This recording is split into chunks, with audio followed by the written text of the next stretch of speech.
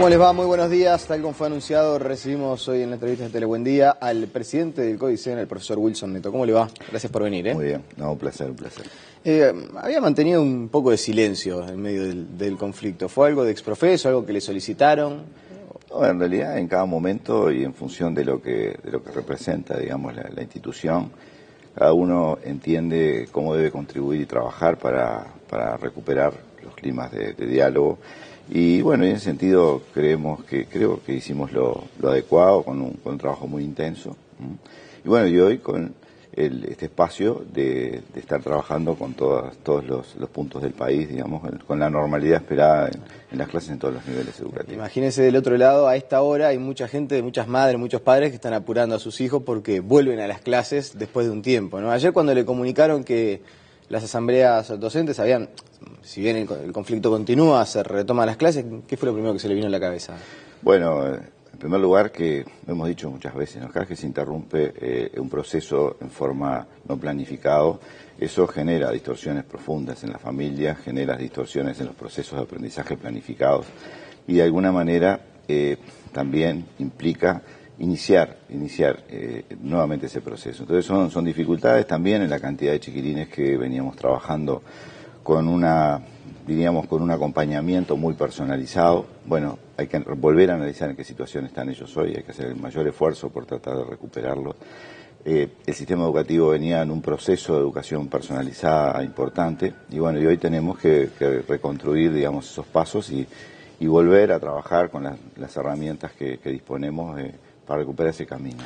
Ayer la escuchaba y la veía a la profesora Celsa Puente, directora de secundaria, solicitar a los padres que enviaran a los hijos a los centros educativos, porque dice, más allá de los conflictos, de las decisiones de los sindicatos docentes, el ausentismo igual era importante. Muchas veces toma la decisión de no mandar al adolescente, al niño a los centros educativos, y en algunas oportunidades hay maestros, hay profesores o que no acatan o que van.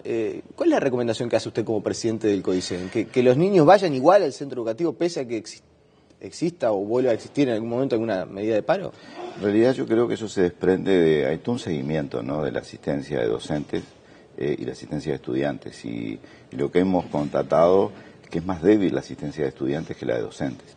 Es parte de la realidad, Entonces, cuando hay paro, ¿en verdad faltan más los alumnos que los docentes? No ocurre en todos los momentos, pero ni en todo el país, porque esto ha sido, digamos, con situaciones diversas a lo largo y ancho del país. Pero en los informes que recibimos, vinculados a las presencias de docentes y estudiantes, se nota una debilidad profunda en la presencia de estudiantes. Entonces, también es cierto, de la manera como se maneja la información, cuando se toman ciertas medidas, yo creo que es bueno comunicar que tal vez no se desarrolle con normalidad los cursos en ese ámbito, en ese departamento, en esos centros, pero no el hecho de que no hay actividades en él. Yo creo que es un tema que tenemos que todos, ¿sí?, inclusive también en conjunto con los medios de comunicación, manejar diferente, ¿no? Pues genera o distorsiona la situación aún más de lo que ya, de hecho, la propia acción genera, ¿no? Claro, no es que no hay clases, sino que, bueno, se está convocando una aparición, seguramente las clases no sean normales, pero clases hay. Claro, en algunos momentos, dadas esas situaciones afortunadamente hoy superadas, las clases pueden no ser normales, pero no quiere decir que no hay clases. Y eso es algo que claramente se ha notado en estos relevamientos que se han hecho a lo largo de esta semana. Bien. ¿Y cuántos días de clases se han perdido hasta el momento? Bueno, en todo el año, no solamente en ese que es muy variado, ¿no? Es muy variado en la capital, en el interior es muy variado. Digo, ¿La situación más compleja dónde está? Y claramente está en la zona metropolitana, ¿no? Montevideo, ¿Y enseñanza media? Montevideo, Canelones, en términos generales en enseñanza media, algo también en primaria. De hecho, las propuestas educativas son construidas por los docentes, o sea, los equipos técnicos, cada uno de nosotros en cada momento ocupa un rol diferente dentro de la administración. Como docentes, a través de las ATD y los equipos técnicos de inspectores y de profesores referentes que existen y han existido a lo largo de los tiempos en el país, se van elaborando y enriqueciendo a través del aporte de los docentes las distintas propuestas. Y ellas establecen determinados calendarios escolares, tantos días de clase para primaria, tantas semanas de clase para media. Eso es lo que está estipulado y es lo que se entiende necesario y adecuado en función de la propuesta curricular presentada a la población. Nosotros seguiremos, como siempre, reconociendo las dificultades que genera la interrupción del proceso educativo en recuperar ese proceso y alcanzar eso que está pensado y planificado por los propios docentes a desarrollarse en todo el país. ¿Y cómo se va a realizar la recuperación de la jornada de clase perdida? En algún momento, cuando recién estaba, yo no sé si recién estaba amaneciendo el conflicto, porque ya había bastantes jornadas de paralización, pero la ministra María Julia Muñoz hacía referencia a que, bueno, que seguramente las clases podrían llegar a extender hasta la Navidad.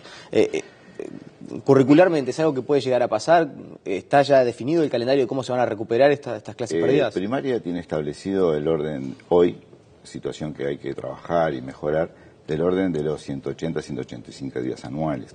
La educación media está previsto en los planes de estudios, la educación básica, ¿sí?, del orden de 35 semanas, la educación media superior 32 semanas, la formación docente 28 semanas. O sea que en definitiva está establecido el calendario para poder abordar, ¿sí?, no solamente los contenidos, sino el tratamiento de esos contenidos en función de las estrategias aplicadas a ellos para generar estructuras en lo que tiene que ver con los aprendizajes. Por tanto, eso está siempre sobre la mesa, eso es siempre importante llegar a ellos. No es suficiente el hecho digamos, es muy importante ir modificando la práctica educativa cotidiana, dándole más intensidad. Pero eso no inhibe el hecho de que existe un calendario establecido y construido por los propios docentes en sus propuestas educativas, que haremos el mayor esfuerzo, claramente, para que eso inicialmente se respete. Pero puede haber, por ejemplo, la posibilidad de incrementar la carga horaria, de dictar clase los sábados, de suprimir alguna de las vacaciones para recuperar estas jornadas perdidas. En definitiva, lo que tenemos por delante, no hemos aprobado en el calendario ninguna vacación en particular, o sea, no está aprobada en este año a partir de ahora. Tenemos el 22 de septiembre, Día del Maestro, como referencia. La administración aún no había resuelto si se estaba en condiciones en el año de tomar ese espacio con esas características. Por tanto, de acá en más, lo que nos queda es recuperar este proceso, acercarnos, ¿sí?, a cumplir, digamos, los cronogramas establecidos. Y, por supuesto, ya tuvimos experiencias en años anteriores que tuvimos alguna conflictividad donde fueron muy interesantes y creativas las propuestas a nivel local. Los distintos centros en distintos puntos del país que buscaron formas de cómo recuperar los tiempos, involucrar a los estudiantes con el conocimiento, promoviendo distintos espacios de aprendizaje más allá de lo que estaba originalmente previsto en las currículas originales. Siempre estamos abiertos a las soluciones. Pero no se va a bajar una línea general desde el Codicen para recuperar esas clases. No, se va a hacer un estudio y se va a analizar. Es un tema que aún no se ha discutido en el seno del colectivo, que es el Consejo Directivo Central, en conjunto con los consejos de educación, pero está previsto un calendario y se verá según la situación la culminación gradual de clases que tendrá cada departamento en función de las distintas distorsiones que se han desarrollado en cada uno de ellos. Usted mencionaba conflictividad anterior y en el 2013 hubo también un año de paralización docente y allí se planteó, entre otras cosas, por ejemplo, que los descuentos se realizaran en cuotas, los descuentos por no asistir a clase en momentos de conflictividad. ¿Los descuentos se van a realizar de manera normal? En este momento no tenemos nada establecido en ese sentido, más que a medida que van llegando y la disposición, digamos, administrativa que tiene cada uno de los consejos, los procesa, ¿no? Bien. ¿Va a hacer alguna gestión para que no se concrete la renuncia de Teresita Capurro? En realidad ella presentó la renuncia en el día de ayer, hay muchas situaciones de orden personal, familiar, decisiones que ella estaba meditando a lo largo de este tiempo. Yo creo que también hay que reconocer el excelente trabajo y el compromiso que ella ha desarrollado en su actividad. Y en este momento ella ha entendido que por todas estas situaciones de orden personal la llevan a tener que darle prioridad frente a la función que venía cumpliendo, y justamente en el día de ayer sí presentó la renuncia que fue claramente aceptada por el Consejo Directivo Central, con con un espacio muy importante de reconocimiento a su tarea en este periodo y la contribución, digamos, a la educación pública de su lugar en su periodo de gestión. La última vinculada a la situación de conflictividad, porque además quiero hablar de otras cuestiones que son también bien importantes, por cierto. ¿Estuvo de acuerdo usted con el decreto de esencialidad?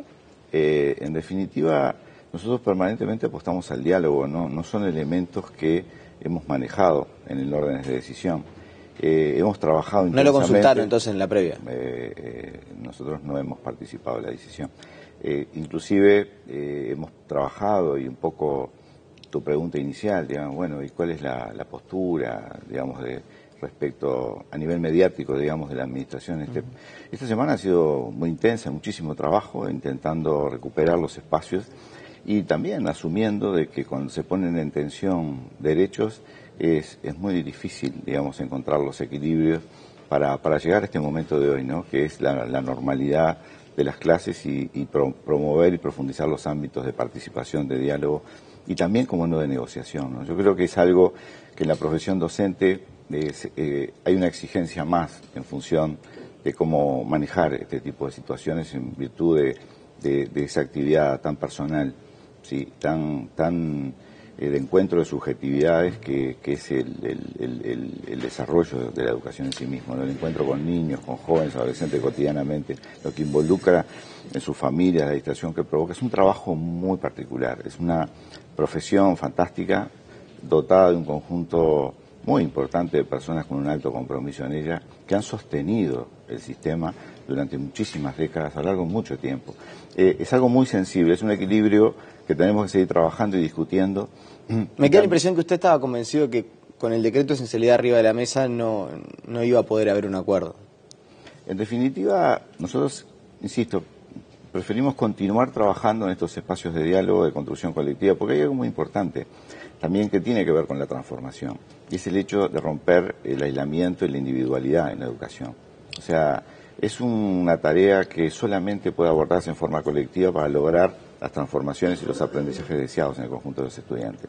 La educación está virando respecto a aquella figura, digamos, del docente aislado en su grupo, a equipos de docentes trabajando con equipos de estudiantes.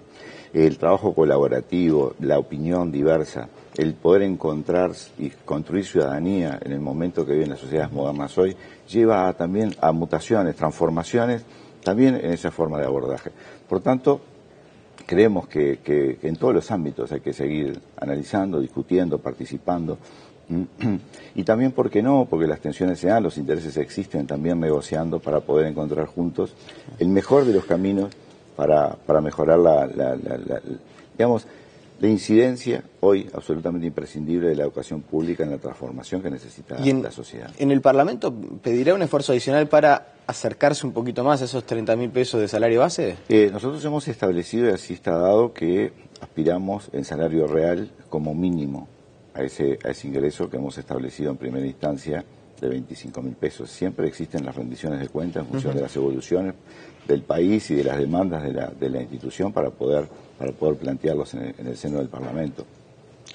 Nosotros creemos que también es cierto de que la situación, la desaceleración de crecimiento del país nos lleva a seguir creciendo en realidad, pero establecido en algo que tiene dos ritmos distintos. Estos 2 años, 2016-2017, y la aceleración necesaria para llegar a el 6% de participación de la educación, en el cual está planteado el presupuesto de la ANEP en los 3 años siguientes. Esa diferencia de ritmo a veces es muy difícil de poder explicarla y también genera ansiedades que hacen que las explicaciones, las interpretaciones y análisis de ellas lleven a veces más tiempo que en presentaciones presupuestales anteriores. Ahora, el presupuesto de la ANEP está pensado para un otorgamiento sobre el final del periodo del 6% del PBI.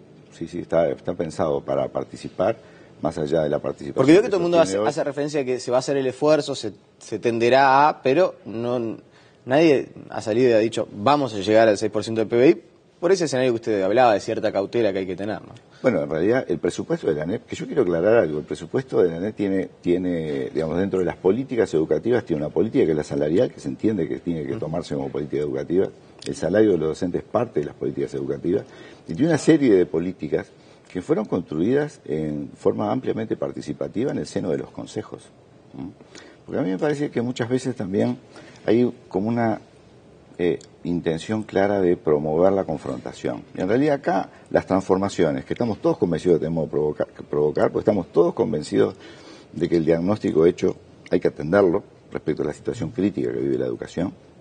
Los cambios provocados que están y se pusieron de manifiesto en el mensaje presupuestal han sido construidos en forma participativa con los colectivos docentes, en cada uno de los consejos y en la administración en su conjunto. Y son los que vamos a llevar adelante para, insisto, provocar los cambios y dejar al Uruguay, si tenemos la oportunidad, en el umbral de una educación de calidad. ¿Intención clara de promover el conflicto desde dónde?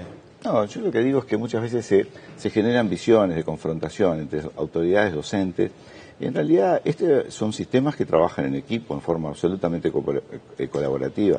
Hay visiones y responsabilidades que pueden ser diferentes, y eso puede tensar las discusiones, pero de ninguna manera que se piense que hay una situación de aislamiento, digamos. Lo hemos dicho una y mil veces, los profesores somos constructores de política, no meros ejecutores. Claro.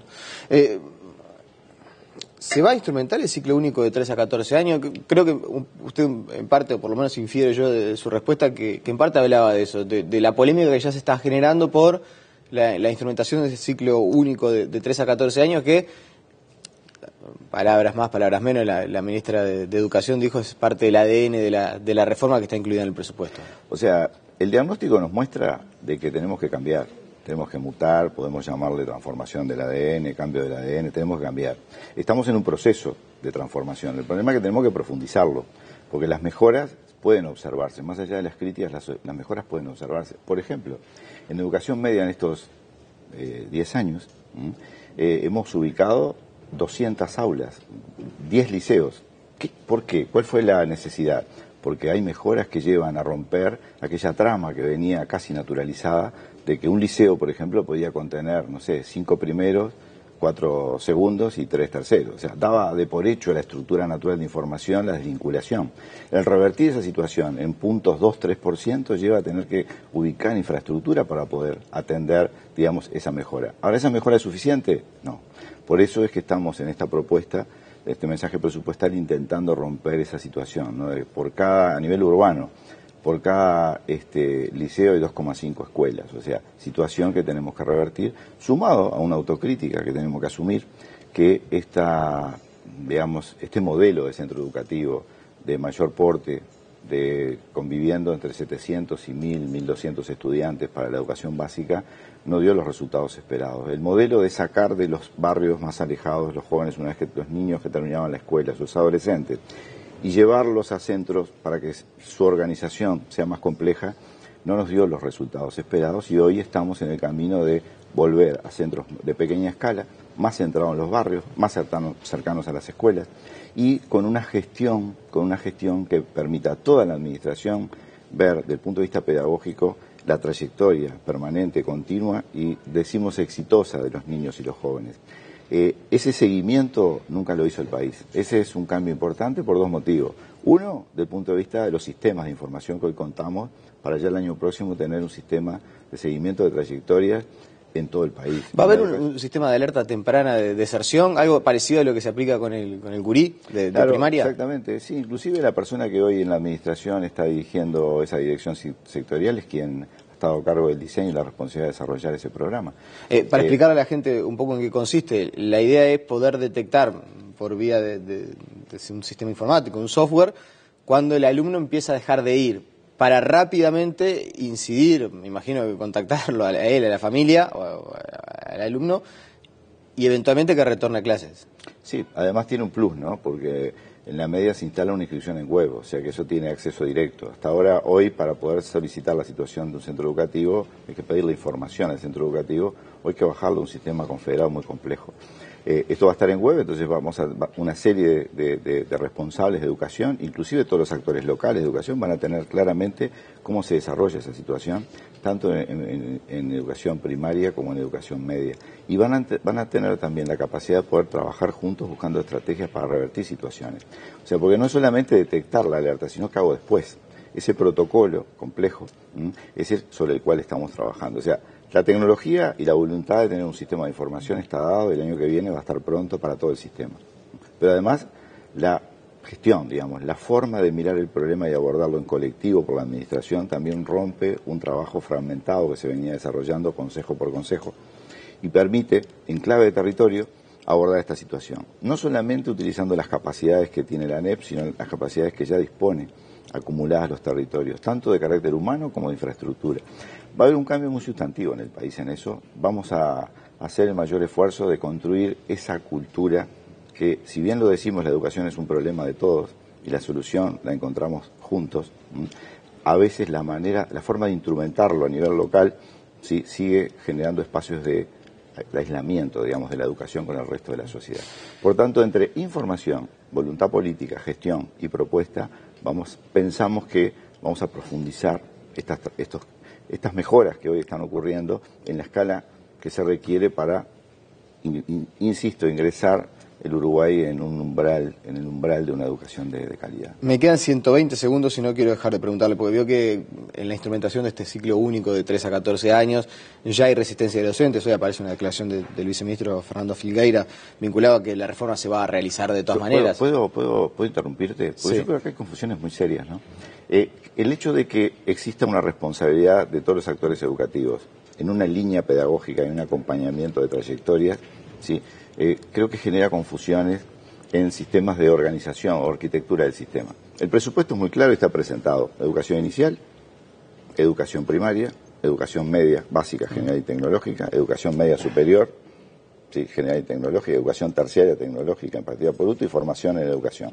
Es muy clara la presentación del presupuesto construido por todos, que deja atrás cualquier sospecha de formas de organización de arquitectura que no vayan a la esencia, que es el centro de los estudiantes. No va a haber una primarización de los primeros años de secundaria, eso es lo que dice. Yo lo que creo es que la expresión que cada uno puede tener en ciertos términos, las personas la interpretan de distintas maneras. Acá lo que hay es un compromiso ya hecho, porque de hecho lo hemos desarrollado, la construcción de especificaciones de logro de tercero a sexto en escuela, avanzamos en los perfiles de egreso a nivel de distintas áreas y disciplinas en la educación media básica y lo culminaremos en la educación media superior.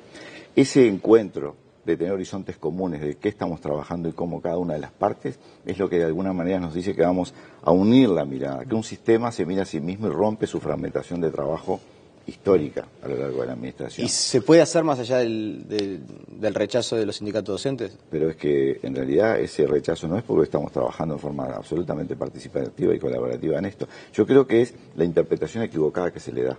Bueno, en definitiva, acá lo que estamos haciendo es cada uno, en el marco de sus competencias y su especificidad, dejar de trabajar solos para poder pensar y construir juntos esa línea de orden pedagógico y de acompañamiento de un niño de 3 años que vamos a universalizar el acceso a la demanda en este periodo, ¿sí?, hasta el egreso de la educación media básica, y avanzaremos, por supuesto, en mejoras sustantivas en la educación media superior.